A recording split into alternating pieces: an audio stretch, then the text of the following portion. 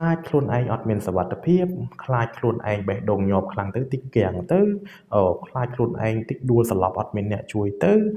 តិចខ្លួនឯងគ្រប់គ្រងខ្លួនឯងឡើងបានទៅភ័យខ្លាចតិចខ្លួនឯងឈឺជើងយូរទៅតិចឈួតបាទសួស្តីបងប្អូនគ្នាស្វាគមន៍មកកាន់វីដេអូថ្មីហើយថ្ងៃនេះផងដែរអំពីប្រធានបទរបស់យើងខ្លីៗអំពីជំងឺផ្លូវចិត្តថ្ងៃនេះខ្ញុំចង់លើកឡើងពីប្រធានបទជំងឺមួយដែលបងប្អូនអាសាស្គាល់ជាភាសាខ្មែរហៅថាជំងឺស្រឺតណាបាទជំងឺស្រឺតអញ្ចឹងជំងឺស្រឺតហ្នឹងវាមានលក្ខណៈរបៀបម៉េចហើយវាជាទូទៅបណ្ដាលមកពីអីបងប្អូននឹងដឹងនៅក្នុងវីដេអូមួយហ្នឹងតែម្ដងណាបាទអញ្ចឹងដើម្បីឲ្យបងប្អូនងាយដឹងថាជំងឺស្រឺតជាក្រុមជំងឺអីជំងឺស្រឺតឬក៏ភាសាបច្ចេកទេសគេហៅថា panic disorder គឺជាក្រុមនៃជំងឺថប់បារម្ភបាទជំងឺថប់បារម្ភមិនមែនមានតែមួយក្រុមទេមាន 4-5 ក្រុមអីចឹងទៅណាបាទហើយជំងឺស្រឺតឬក៏ជំងឺភ័យស្លន់ស្លោខ្លាំងហ្នឹងគឺជាផ្នែកមួយនៃជំងឺថប់បារម្ភហ្នឹងឯង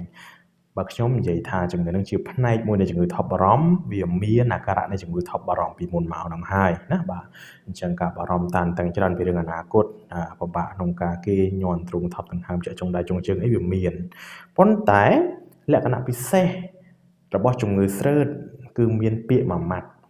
គេហៅថា intense fear បានន័យថាការភ័យខ្លាចខ្លាំងភ័យខ្លាចខ្លាំងជាងជំងឺទូទៅធម្មតា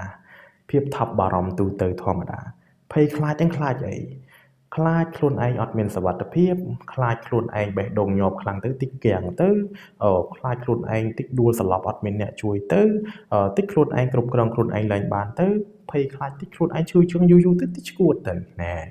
អញ្ចឹងការបារម្ភតានតឹងខ្លាំងភ័យខ្លាចខ្លាំងនឹងវាលើសលប់មែនតើហើយជាធម្មតានៅពេលដែលមនុស្សម្នាក់មានការភ័យខ្លាចខ្លាំងប្រព័ន្ធនៅក្នុងខួរក្បាលរបស់យើងតំបន់មួយនៅក្នុងខួរក្បាលរបស់យើងគឺគេហៅថា amygdala ជាផ្នែកមួយរបស់ limbic system គឺ system limbic នៅក្នុងខួរក្បាលរបស់យើងវា hyper activation បានន័យថាសកម្មភាពរបស់វាឡើងខ្ពស់ខ្លាំងអញ្ចឹងហើយវាចាប់ផ្ដើមឲ្យប្រព័ន្ធសម្បត្តិនៅក្នុងខ្លួនដំណើរការខ្ពស់ខ្លាំងដូចគ្នាប្រព័ន្ធសម្បត្តិយើងចាប់ផ្ដើមឲ្យឲ្យបេះដូងលោតញាប់ខ្លាំងដង្ហើមញាប់ខ្លាំងណាហើយធម្មតាកាលណាបេះដូងលោតញាប់សួរថាច្បាច់បញ្ជូនឈាមទៅគ្រប់សរីរាង្គដិតដល់ទេថាអត់ទេអញ្ចឹងធ្វើឲ្យឈាមទៅកាន់ចុងដៃចុងជើងក៏តិចឈាមទៅកាន់ខួរក្បាលក៏តិចឈាមទៅកាន់គ្រប់សរីរាង្គទាំងអស់គឺតិចជាហេតុធ្វើឲ្យអ្នកដែលមានអាការៈដែលហៅថាភ័យស្លន់ស្លោខ្លាំងចាប់ផ្ដើមតិចចុងដៃចុងជើងបែកញើសចុងដៃចុងជើងបើចុងដៃចុងជើងគាត់ឡើងសហ្មងអត់មានឈាមទេខ្មែរយើងថាអត់មានឈាមទេដោយសារអីចរន្តឈាមទៅចិញ្ចឹមអវយវៈអស់នោះវាអត់គ្រប់ផ្ទុយមកវិញសួរថាតើបើឈាមទៅចិញ្ចឹមចុងដៃចុងជើងអត់គ្រប់ផងតើឈាមទៅចិញ្ចឹមខួរក្បាលនាំអុកស៊ីហ្សែននាំចំណីអាហារទៅកាន់ខួរក្បាលគ្រប់ទេចម្លើយថាក៏អត់គ្រប់ដែរជាមូលហេតុធ្វើឲ្យអ្នកជំងឺមានអាការៈធីងធងវិលមុខពេលខ្លះស្វាំងភ្នែកវិលមុខធីងធងដូចចង់ដួលចង់ស្លាប់ពេលខ្លះស្លាប់យកហ្មងក៏មានដែរបាទស្លាប់យកហ្មងក៏មានដែរទៅមន្ទីរពេទ្យទៅដល់ពេទ្យដាក់អុកស៊ីហ្សែនឲ្យតិចតួចចឹងទៅគាត់ដឹងខ្លួនមកវិញបាទហើយក៏មានអាការៈមានអារម្មណ៍ថាដូចធម្មតាមកវិញណាដូចធម្មតាមកវិញហ្នឹងជាអាការៈរបស់អ្នកជំងឺស្រឺតជាទូទៅដែលយើងបានជួបដោយសារខ្ញុំអាចសង្ខេបខ្លីៗទេមិនមែនក្នុងពេល 3-4 នាទីហ្នឹងនិយាយសញ្ញាជំងឺហ្នឹងទាំងអស់ជូនដល់លោកស្រីទេគាត់ថាផ្ដល់ជាសញ្ញាថាអូជំងឺហ្នឹងគួរតែជួបគ្រូពេទ្យឯកទេសខាងជំងឺផ្លូវចិត្តទើបអាចឲ្យគាត់មានការវិវត្តល្អប្រសើរជាងហ្នឹងណាមិនឲ្យជំងឺហ្នឹងគ្រប់គ្រងទៅលើគាត់ពួកឯងគ្រូពេទ្យផ្នែកជំងឺផ្លូវចិត្តមានវិធីសាស្ត្រឲ្យអ្នកជំងឺគ្រប់គ្រងអាការៈហ្នឹងមិនឲ្យអាការៈហ្នឹងគ្រប់គ្រងគាត់មួយជីវិតទេណាបាទអញ្ចឹងបងប្អូនមួយចំនួនគាត់ឆ្ងល់ថាអេលោកគ្រូហើយចុះបើជំងឺហ្នឹងធ្វើទុកយ៉ាងហ្នឹងមូលហេតុវាមកពីអីអញ្ចឹងបើសិនសួរខ្ញុំអាចឆ្លើយខ្លីៗមួយចំនួនទី1ដោយសារមានការបម្រែបម្រួលសារធាតុមួយចំនួននៅក្នុងខួរក្បាលសារធាតុគីមីនាំសារមួយចំនួនក្នុងខួរក្បាលដូចជាពពួក gamma aminobutyric acid សារធាតុ serotonin អាចមានការប្រែប្រួលឬក៏ការប្រែប្រួលទៅលើសារធាតុហូរម៉ូន stress បើពួក cortisol មានការប្រែប្រួលឬក៏កើនឡើងខ្ពស់អីចឹងទៅអញ្ចឹងកាលណាការប្រែប្រួលសារធាតុអស់ហ្នឹងវាធ្វើឲ្យ អ្នកជំងឺក៏មានអារម្មណ៍ខុសប្រក្រតីដែរចំណាំមើលណាឡើងចុះក៏ដោយចុះក៏ដោយគឺមានការប្រែប្រួលដែរបាទ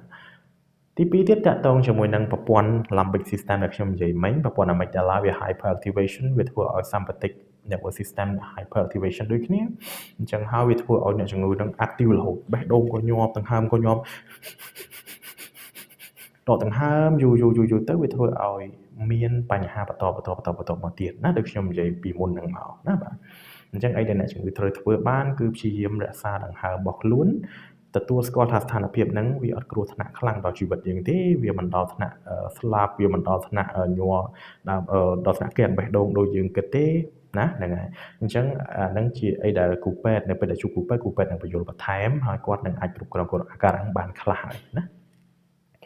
ក្រៅពីហ្នឹងទៀតវាតាក់ទងភាគច្រើនមែនតើតាក់ទងជាមួយនឹងភាពតានតឹងចិត្តគេហៅថា stress ណាបាទអញ្ចឹងអ្នកណាក៏មានដែរ stress វាអាចជា stress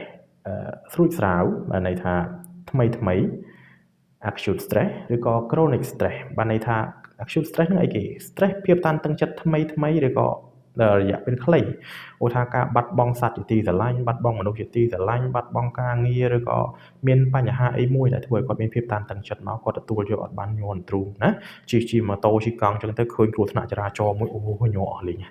ដូចញ័រដូចកែបឡាអំបិលខ្មែរយើងថាអញ្ចឹងណាដូចគុំសត្វអាមិននោះបាទអញ្ចឹងអាហ្នឹងជាស្ថានភាព acute stress បានតែកើតឡើងភ្លាមហើយ chronic stress បានន័យថាភាពតានតឹងចិត្តដែលមានជាប់ជាប្រចាំមកហើយគាត់រស់នៅក្នុងអំពើហិង្សាក្នុងគ្រួសារម៉ែឪសម្លុតគ្នាវាយគ្នារហូតរឿងអីមិនញ័ររឿងអីមិនភ័យជាកូនណាហ្នឹងហើយអញ្ចឹងអាភាពរ៉ាំរ៉ៃអស់ហ្នឹងហើយវាអាចមានធ្វើឲ្យគាត់មានវិវត្តទៅជា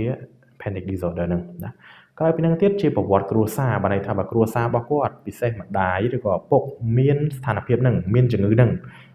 ចំណាំមើលបើក្រុមគ្រួសារហ្នឹងអាសាភ័យស្លន់ស្លោម៉ែឪជួបបញ្ហាមិនដឹងធ្វើមិនទេភ័យស្លន់ស្លោដល់ពេលអញ្ចឹងកូនវារៀនតាមឪពុកម្ដាយហ្នឹងហើយណាអញ្ចឹងឪពុកម្ដាយជាកញ្ចក់របស់កូនក៏ឆ្លុះកញ្ចក់ហ្នឹងមកក៏រៀនសូត្រពីឪពុកម្ដាយហ្នឹងដែរបើឪពុកម្ដាយភ័យកូនមានអីកាន់តែភ័យហ្នឹងឯងណាបាទអញ្ចឹងវាជា learn experience មួយណាបើអញ្ចឹងប្រវត្តិគ្រួសារក៏យើងតែងតែសួរដែរហើយមួយទៀតបើសិនជាអ្នកជំងឺខ្លួនឯងហ្នឹងកំពុងតែមានជំងឺថប់បារម្ភជំងឺភ័យខ្លាចសង្គមជំងឺចាញ់ច្រាបគេចាញ់ច្រាបសង្គមអីហ្នឹងគឺក៏ងាយមានបញ្ហាអស់ហ្នឹងដែរណាបាទអញ្ចឹងតើតើនឹងជំងឺផ្លូវចិត្តណាហ្នឹងហើយហើយក្រៅពីហ្នឹងទៀតអាចតាក់ទងជាមួយនឹងជំងឺរាងកាយមួយចំនួនដែលបងប្អូនយើងប្រហែលជាធ្លាប់ឮហើយអ្នកជំងឺបេះដូងពេលខ្លះទៅគាត់មានអារម្មណ៍ថាស្ទះពិបាកដកដង្ហើមគាត់សាញ័រទ្រូងថប់ដង្ហើមម្ដងពួកអីអ្នកដែលមានប្រវត្តិជំងឺបេះដូងក៏អាចមាន panic attack នឹងម្ដងម្កាលដែរ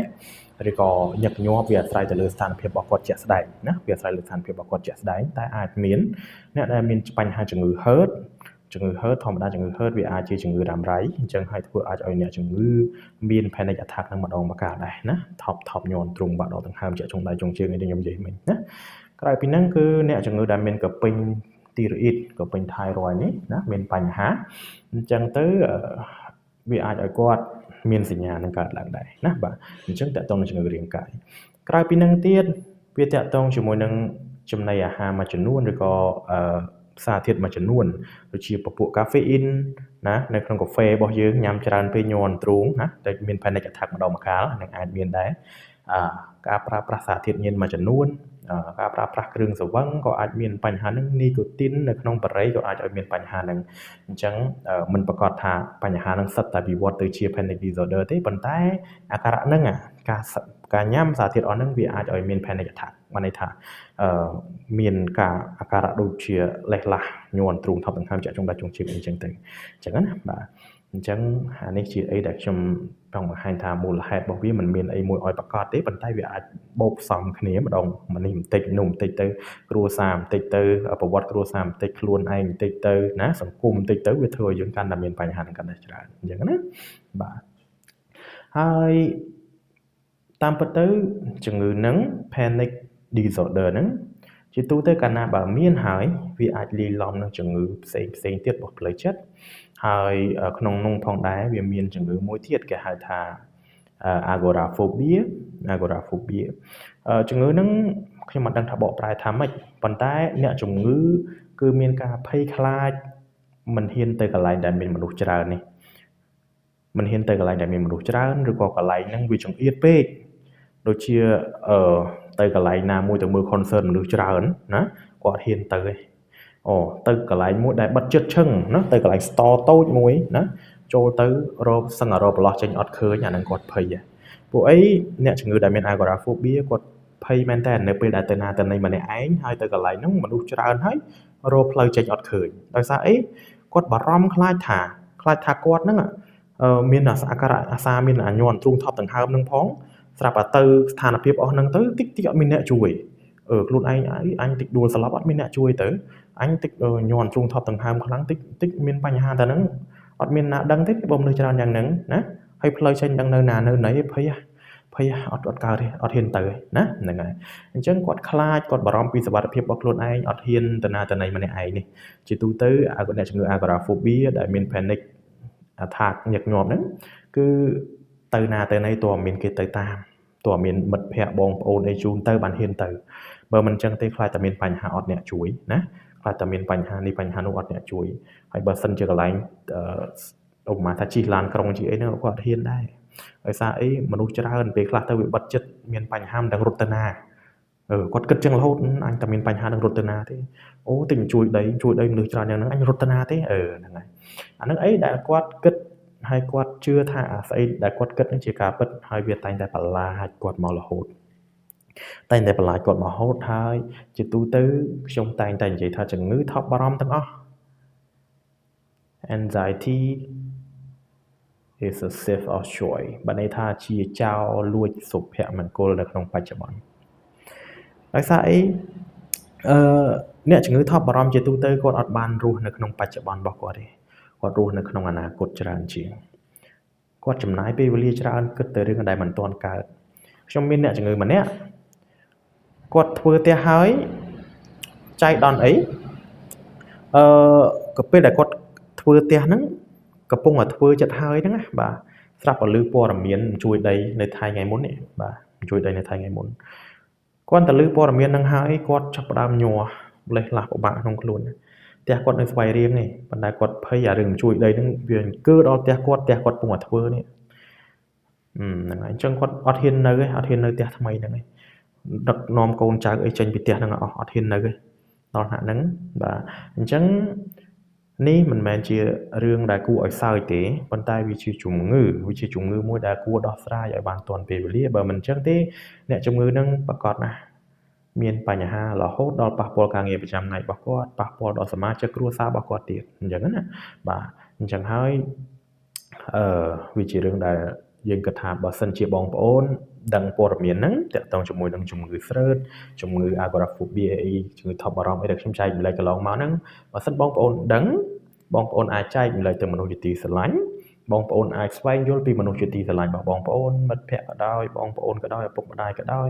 បន្ទាប់មកឃើញអាការៈគាត់មិនប្រក្រតីនាំគាត់មកជួបគ្រូពេទ្យឯកទេសដែលនៅចិត្តបំផុតបានន័យថានៅភ្នំពេញទៅពេទ្យរុស្ស៊ីទៅឬក៏គ្រូពេទ្យឯកទេសជាច្រើនមែនតើនៅភ្នំពេញ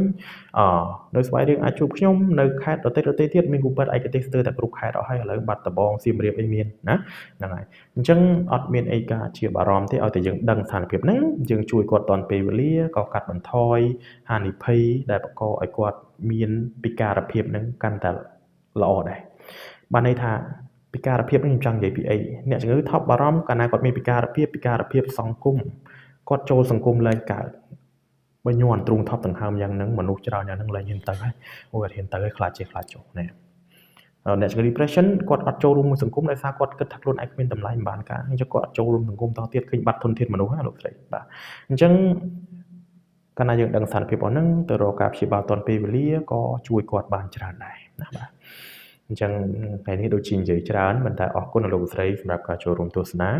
ហើយសង្ឃឹមថាលោកស្រីទទួលបានព័ត៌មានខ្លីៗល្អតាក់ទងជាមួយនឹងជំងឺស្រើតក៏ដូចជាជំងឺ agoraphobia នឹងពួកជំងឺពីរហ្នឹងវាអាចចូលមកជាមួយគ្នាណាបាទអញ្ចឹងអរគុណលោកស្រីសម្រាប់ការចូលរួមស្ដាប់នៅក្នុងថ្ងៃនេះបាទអរគុណច្រើន